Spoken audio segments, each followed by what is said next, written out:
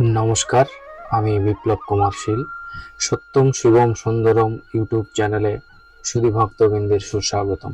আজ আমি পাঠ করব শ্রীমদ্ ভগবদ গীতা যথাযথ এর তৃতীয় অধ্যায় কর্মযোগ এর শ্লোক ৮ থেকে। সত্যম শিবম সুন্দরম ইউটিউব চ্যানেলটি ভক্তবৃন্দের ভালো লাগলে চ্যানেলটি সাবস্ক্রাইব করে দেওয়ার বিনীত অনুরোধ থাকলো। শ্লোক ৮। অনুবাদ: তুমি শাস্ত্রোক্ত কর্মের অনুষ্ঠান করো, কেননা কর্মত্যাগ থেকে কর্মের অনুষ্ঠান শ্রেয়। কর্ম না করে কেউ দেহযাত্রাও নির্বাহ করতে পারে না। তাৎপর্য: অনেক ভণ্ড সাধু আছে যারা জনসমক্ষে প্রচার করে বেড়ায় যে তারা অত্যন্ত উচ্চ বংশজাত এবং কর্মজীবনেও তারা অনেক সাফল্য লাভ করেছেন, কিন্তু তা সত্ত্বেও আধ্যাত্মিক উন্নতি সাধনের জন্য তারা সবকিছু ত্যাগ করেছে। ভগবান শ্রীকৃষ্ণ অর্জুনকে এই রকম ভণ্ড সাধু হইতে নিষেধ করেছিলেন। পক্ষান্তরে তিনি তাকে শাস্ত্র নির্ধারিত ক্ষত্রিয় ধর্ম পালন করতে উপদেশ দিয়েছিলেন। অর্জুন ছিলেন গৃহস্থ ও সেনাপতি, তাই শাস্ত্র নির্ধারিত গৃহস্থ ক্ষত্রিয়ের ধর্ম পালন করাই ছিল তার কর্তব্য। এই ধর্ম পালন করার ফলে জড় বন্ধনে আবদ্ধ মানুষের হৃদয় পবিত্র হয় এবং ফলে সে জড় কুলস থেকে মুক্ত হয়। তথাকথিত ত্যাগীরা যারা দেহ প্রতিপালন করার জন্যই ত্যাগের অভিনয় করে, ভগবান তাদের কোনো রকম স্বীকৃতি দেননি। শাস্ত্রেও তাদের স্বীকৃতি দেওয়া হয়নি। এমনকি দেহ প্রতিপালন করার জন্য মানুষকে কর্ম করতে হয়। তাই জড়জাগতিক প্রবৃত্তিগুলিকে শুদ্ধ না করে নিজের খেয়াল খুশি মতো কর্ম ত্যাগ করা উচিত নয়। এই জড় জগতের প্রত্যেকেই অবশ্য জড়া প্রকৃতির উপর কর্তৃত্ব করবার কুলুষময় প্রবৃত্তি আছে, অর্থাৎ ইন্দ্রিয় তৃপ্তির বাসনা আছে। সেই কুলুষময় প্রবৃত্তিগুলিকে পরিশুদ্ধ করতে হবে। শাস্ত্র নির্দেশিত উপায়ে তা না করে কর্তব্য কর্ম ত্যাগ করে এবং অন্যের সেবা নিয়ে জীবিকা নির্বাহ করে তথাকথিত অতীন্দ্রিয়বাদী যোগী হবার চেষ্টা করা কখনোই উচিত নয়। শ্লোক ৯। অনুবাদ: বিষ্ণুর প্রতি সম্পাদন করার জন্য কর্ম করা উচিত, তা না হলে কর্মই এই জড় জগতের বন্ধনের কারণ। তাই হে কন্তেয়, ভগবানের সন্তুষ্টি বিধানের জন্যই কেবল তুমি তোমার কর্তব্য কর্ম অনুষ্ঠান করো এবং এভাবেই তুমি সর্বদা বন্ধন থেকে মুক্ত থাকতে পারবে। তাৎপর্য: যেহেতু দেহ প্রতিপালন করবার জন্য প্রতিটি জীবনকে কর্ম করতে হয়, তাই সমাজের বর্ণ ও আশ্রম অনুসারে ভিন্ন ভিন্ন স্তরের জীবের জন্য ভিন্ন ভিন্ন কর্ম নির্ধারিত করা হয়েছে, যাতে তাদের উদ্দেশ্যগুলি যথাযথভাবে সাধিত হয়।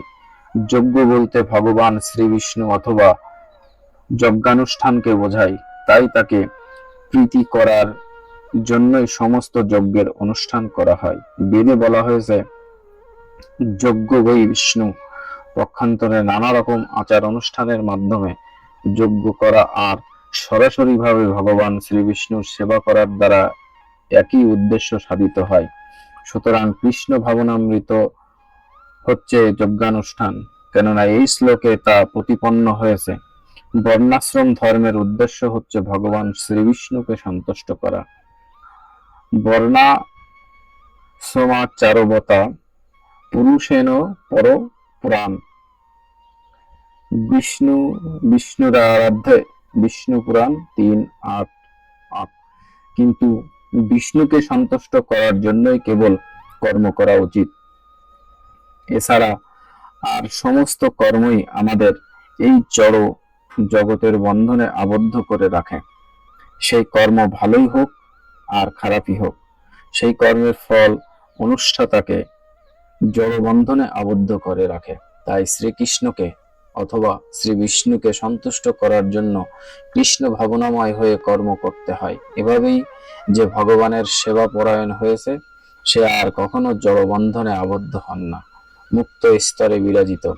এটি হচ্ছে কর্ম সম্পাদনের মহৎ কৌশল এবং এই পন্থার শুরুর প্রারম্ভে দক্ষ পথ প্রদর্শকের আয়োজন করা হয়।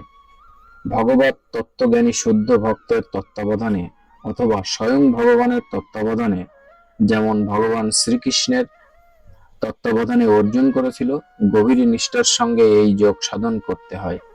ইন্দ্রিয় তর্পণের জন্য কিছুই করা উচিত নয়, বরং সবকিছুই শ্রীকৃষ্ণের সৃষ্টির বিধানের জন্য করা উচিত।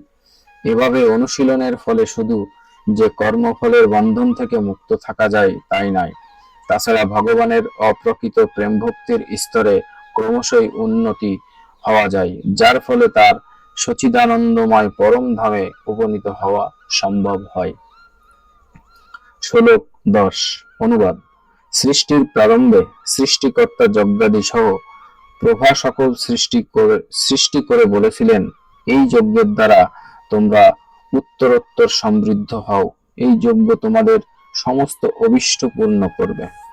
তাৎপর্য: ভগবান বিষ্ণু এই জড় জগৎ সৃষ্টি করে মায়াবদ্ধ জীবদের ভগবত ধামে ফিরে যাওয়ার সুযোগ করে দিয়েছেন। পরমেশ্বর ভগবান শ্রীকৃষ্ণের সঙ্গে তাদের যে নিত্য সম্পর্ক রয়েছে, সেই সম্পর্কে কথা ভুলে যাওয়ার ফলে জীব সকল এই জড়া প্রকৃতিতে পতিত হয়ে জড়বন্ধনে দ্বারা আবদ্ধ হয়ে পড়েছেন। বেদের বাণী আমাদের এই শাশ্বত সম্পর্কের কথা মনে করিয়ে দেয়। ভগবদ গীতায় ভগবান বলেছেন, বেদস্য সবৈরহমেব বেদ্য। ভগবান বলেছেন, বেদের উদ্দেশ্য হচ্ছে তাকে জানা। বৈদিক মন্ত্রে বলা আছে, পতিং বিশ্ব সত্যেশ্বরম। তাই সমস্ত জীবের ঈশ্বর হচ্ছেন ভগবান শ্রীবিষ্ণু। শ্রীমদ্ ভাগবতের 2য় অধ্যায়ের 4 নম্বর শ্লোক। শ্রী সুখদেব গোস্বামী নানাভাবে বর্ণনা করেছেন যে ভগবানই হচ্ছেন সবকিছুর পতি।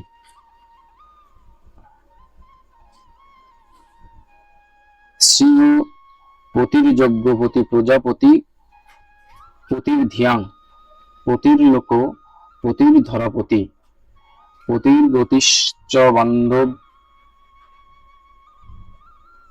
বিষ্ণু শাশ্বতাং প্রসীদতাং মে ভগবত শতাং পতি। ভগবান বিষ্ণু হচ্ছেন প্রজাপতি, তিনি সমস্ত জীবের প্রতি, তিনি সমস্ত বিশ্ব চরাচরের প্রতি, তিনি সমস্ত সৌন্দর্যের প্রতি এবং তিনি সকলের ত্রাণকর্তা। তিনি এই জড়জগৎ সৃষ্টি করেছেন যাতে জীব যজ্ঞ অনুষ্ঠান করে তাকে তুষ্ট করতে পারে এবং তার ফলে তারা এই জড়জগতের নির্বিঘ্নভাবে সুখে ও শান্তিতে বসবাস করতে পারে। তার এই জড়দেহ ত্যাগ করার পর তারা ভগবানের অপ্রকৃত লোকে প্রবেশ করতে পারে। অপর করুণাময় ভগবান মায়াবদ্ধ জীবের জন্য এই সমস্ত আয়োজন করে রেখেছেন। যজ্ঞ অনুষ্ঠান করার ফলে বদ্ধ জীব ক্রমশ কৃষ্ণ চেতনা লাভ করে এবং সর্ব বিষয়ে ভগবানের দিব্য গুণাবলী অর্জন করে। বৈদিক শাস্ত্রে এই কলিযুগের সংকীর্তন যজ্ঞ অর্থাৎ সংঘবদ্ধভাবে উচ্চ স্বরে ভগবানের নাম কীর্তন করার নির্দেশ দেওয়া হয়েছে। শ্রী চৈতন্য মহাপ্রভু এই সংকীর্তন যজ্ঞের প্রবর্তন করে গেছেন যাতে এই যুগের সব জীবই এই জড় বন্ধন মুক্ত হয়ে ভগবানের কাছে ফিরে যেতে পারে। সংকীর্তন যজ্ঞ এবং কৃষ্ণ ভাবনা একই সঙ্গে চলবে। কলিযুগে শ্রী চৈতন্য মহাপ্রভু অবতরণ করে ভগবান শ্রীকৃষ্ণ যে সংকীর্তন যজ্ঞের প্রবর্তন করবেন সেই কথা শ্রীমদ্ ভাগবতে 11 অধ্যায় 5 নম্বর শ্লোকে বলা আছে। কৃষ্ণ বর্ণং কৃষ্ণা কৃষ্ণং সঙ্গ পাঙ্গ শস্য পার্শ্বদম যজ্ঞে সংকীর্ত প্রায়োজন্তি হি সুমেধস। এই কলিযুগে যথেষ্ট বুদ্ধিমত্তা সম্পন্ন মনীষীরা সংকীর্তন যজ্ঞের দ্বারা পার্শ্বযুক্ত ভগবান শ্রী গৌর হরির আরাধনা করবেন।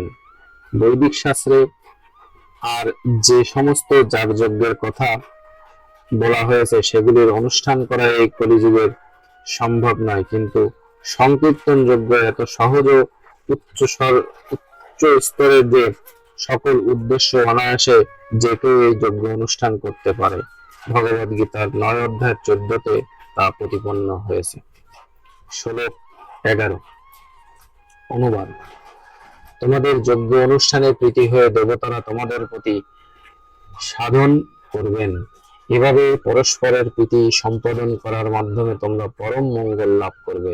তাৎপর্য: ভগবান জড়জগতের দেখাশোনার ভার ন্যস্ত করেছেন বিভিন্ন দেবদেবীর উপর। এই জড়জগতে প্রতিটি জীবের জীবন ধারণের জন্য আলো, বাতাস, জল আদি প্রয়োজনীয়তা অপরিহার্য। ভগবান তাই এই সমস্ত অকাতরে দান করেছেন এবং এই সমস্ত বিভিন্ন শক্তির তত্ত্বাবধান করার ভার তিনি দিয়েছেন বিভিন্ন দেবদেবীর উপর, যারা হচ্ছেন তার দেহের বিভিন্ন অংশ স্বরূপ। এই সমস্ত দেবদেবীর প্রসন্নতা ও অপ্রসন্নতা নির্ভর করে মানুষের যজ্ঞ অনুষ্ঠান করার উপর। ভিন্ন ভিন্ন যজ্ঞ ভিন্ন ভিন্ন দেবদেবীর তুষ্টি সাধনের জন্য অনুষ্ঠিত হয়, কিন্তু তা হলেও সমস্ত যজ্ঞের যজ্ঞপতি এবং পরম ভোক্তারূপে শ্রী বিষ্ণুর আরাধনা করা হয়। শ্রীমদ্ ভগবদ গীতাতে বলা হয়েছে, শ্রীকৃষ্ণ স্বয়ং সমস্ত যজ্ঞের ভোক্তা, ভোক্তারং যজ্ঞত বশম। তাই যজ্ঞপতির চরম তুষ্টি বিধান করাই হচ্ছে সমস্ত যজ্ঞের প্রধান উদ্দেশ্য।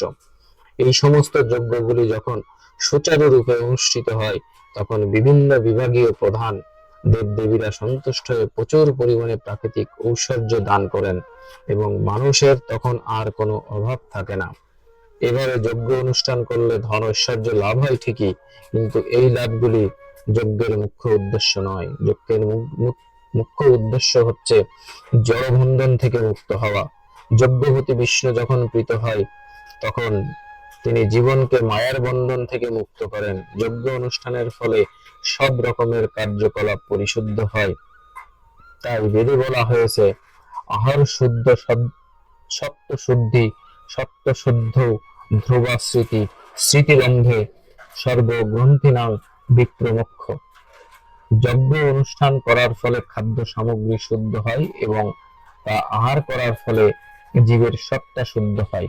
সত্তা শুদ্ধ হওয়ার ফলে স্মৃতি শুদ্ধ হয় এবং তখন সে মোক্ষ লাভের পথ খুঁজে পায়।